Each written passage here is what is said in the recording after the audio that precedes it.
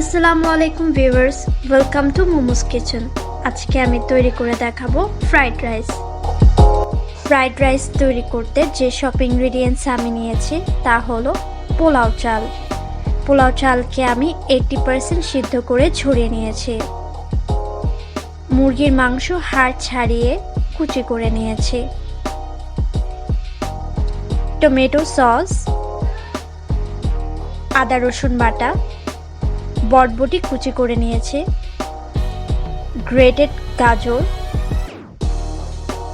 Grated পেঁপে এবং বাঁধাকপি,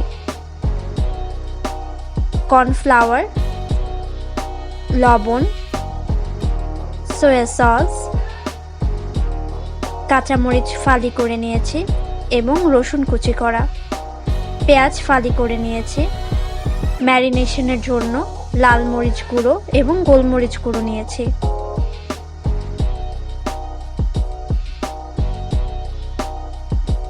প্রথমে কুচি করে কেটে রাখা মুরগির মাংসগুলোকে ম্যারিনেট করতে হবে। ম্যারিনেশনের জন্য আমি যা যা অ্যাড করছি তা হচ্ছে সয়া সস। রেসিপির ইনগ্রেডিয়েন্টসের পরিমাণগুলো আমি আমার ডেসক্রিপশন বক্সে দিয়ে দেব। এখন অ্যাড করব লাল মরিচের গুঁড়ো এবং গোলমরিচের গুঁড়ো। আমার ফ্রাইড রাইস একটু ঝাল পছন্দ, আপনারা চাইলে লাল মরিচের গুঁড়োটা স্কিপ করতে পারেন। এখন আমি কর্নফ্লাওয়ার দিচ্ছি। কর্নফ্লাওয়ার দিলে মুরগির মাংসের বাইরের ক্রিস্পিনেসটা বজায় থাকে। আপনারা চাইলে এখানে চিংড়ি মাছও অ্যাড করতে পারেন। ভালোভাবে মিক্স করে নিচ্ছি। এখন আমি স্বাদ অনুযায়ী লবণ অ্যাড করব।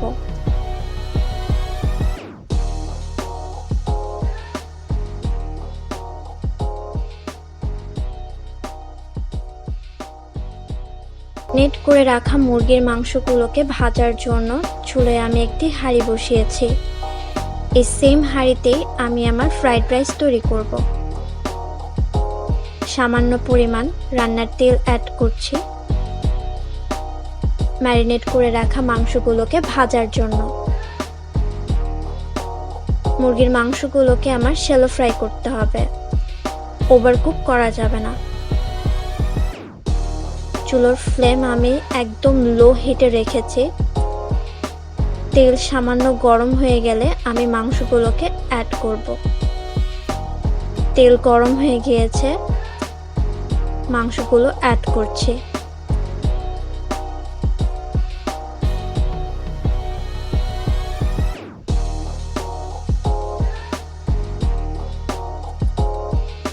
মাংসগুলোকে গোল্ডেন ব্রাউন হওয়া পর্যন্ত নাড়াচাড়া দিয়ে রাখতে হবে।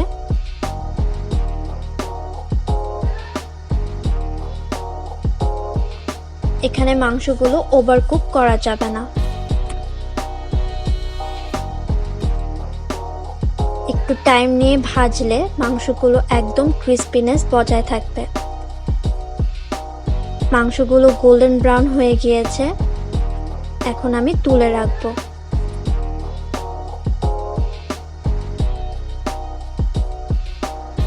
এই সেম হাঁড়িতেই আমি আমার ফ্রাইড রাইস তৈরি করব। সামান্য তেল অ্যাড করছি। ইনগ্রেডিয়েন্টসের পরিমাণগুলো আমি আমার ডেসক্রিপশন বক্সে দিয়ে দেব। তেল গরম হয়ে গিয়েছে, অ্যাড করছি রসুন কুচি। ফ্রাইড রাইসের রসুন কুচির ফ্লেভার খুব ভালো যায়, আপনারাও অ্যাড করতে পারেন। রসুন কুচিগুলো সামান্য ব্রাউন হয়ে গেলে আমি অ্যাড করব পেঁয়াজ। একটু অপেক্ষা করতে হবে ব্রাউন না হওয়া পর্যন্ত।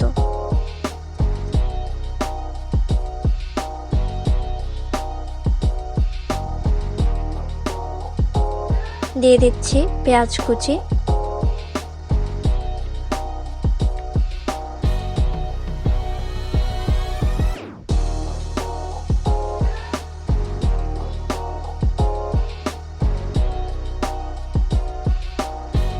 ভালো করে ভেজে নিতে হবে যাতে কাঁচা গন্ধ না থাকে। আদা রসুন বাটা দিয়ে দিচ্ছি।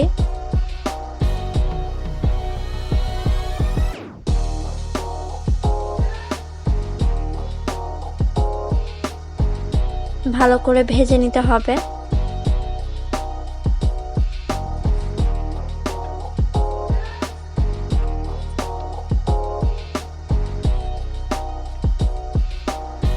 চুলার ফ্লেম আমি মিডিয়াম হিটে রেখেছি।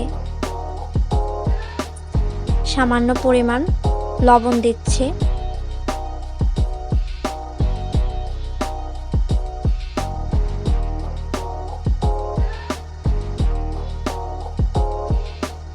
একটু গোল্ডেন ব্রাউন হয়ে গেলে আমি এক এক করে সবজি অ্যাড করছি।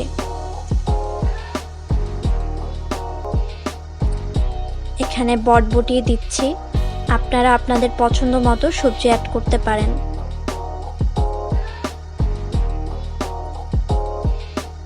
হালকা বটবটিগুলো ভেজে নিতে হবে।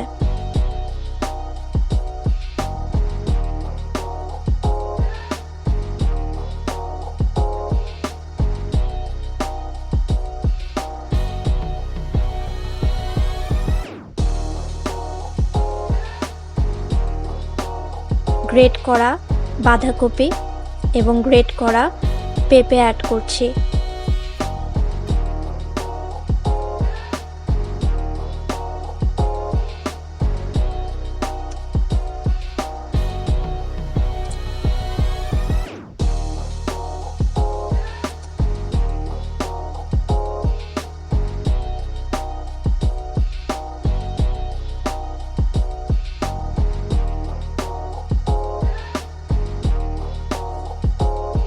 অ্যাড করছি গাজর কুচি।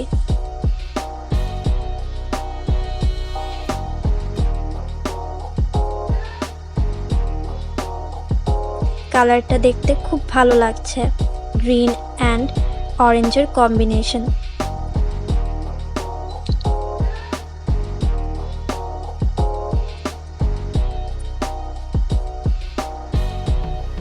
হালকা করে ভেজে নিতে হবে যাতে সবজির কাঁচা ভাবটা চলে যায়।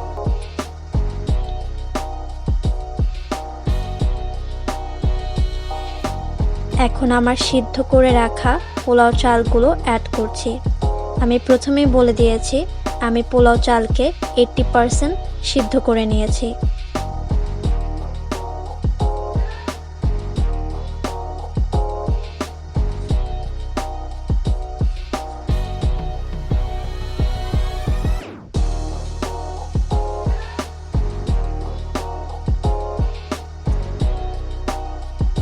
ভালো করে সবজির সাথে পোলাও চালকে মিশিয়ে নিতে হবে।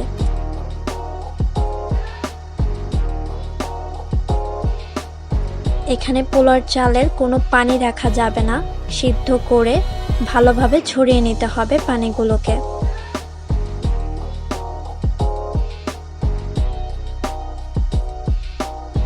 আপনারা চাইলে পোলাও চালকে আগের দিন সিদ্ধ করে ফ্রিজেও রেখে রিজার্ভ করতে পারেন।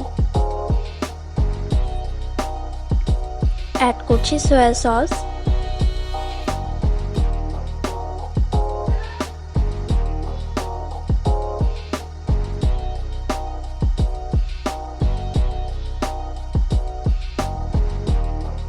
হালকা করে নাড়াচাড়া দিয়ে দিতে হবে যাতে পোলাও চালগুলো ভেঙে না যায়।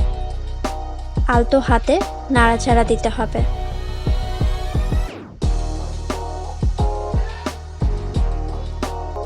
এখানে আমি মরিচ কুচি অ্যাড করেছি। কাঁচা মরিচ কুচি অ্যাড করলে ফ্রাইড রাইসের ফ্লেভারটা খুব ভালো লাগে।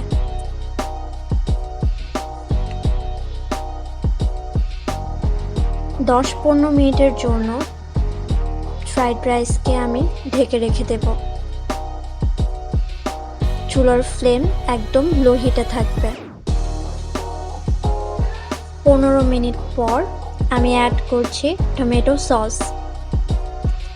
আপনারা চাইলে এখানে চিলি সসও অ্যাড করতে পারেন।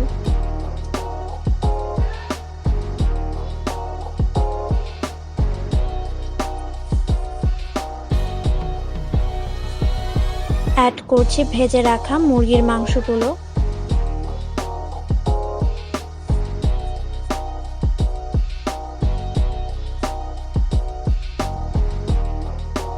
আলতো করে মিক্স করব যাতে পোলাও চালগুলো ভেঙে না যায়।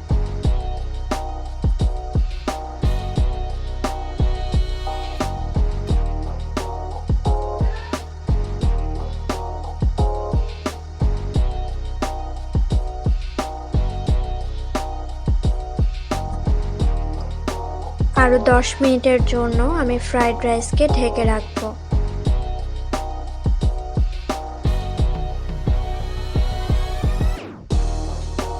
দশ মিনিট পর অ্যাড করছি আরও কিছু কাঁচামরিচ, যা ফ্রাইড রাইসের টেস্টকে আরও দ্বিগুণ করে তুলবে। ব্যাস তৈরি হয়ে গেল আমাদের ফ্রাইড রাইস। আমি লিডটা খুলে দেখাচ্ছি। খুব সুন্দর ফ্লেভার বেরিয়েছে। খুব সহজেই আপনারাও তৈরি করতে পারেন ঘরে বসে ফ্রাইড রাইস। আমি তুলে দেখাচ্ছি, একদম ঝরঝরে হয়েছে।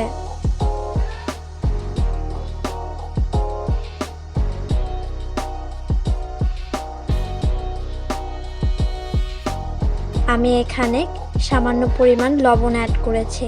আপনারা আপনাদের টেস্ট মতো লবণ অ্যাড করে নেবেন। এখন পরিবেশনের পালা।